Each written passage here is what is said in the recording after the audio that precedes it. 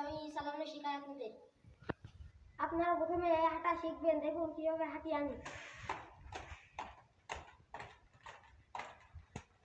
এইভাবে হাঁটা পুরোপুরি শিখতে হবে, তারপর আপনাদের পুঁজি দিতে হবে।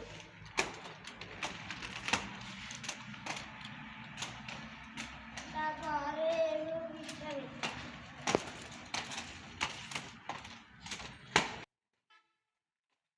পুঁজিটা পুরোপুরি শেখার পর আপনাদের চালাতে হবে, দেখুন কিভাবে চালায়।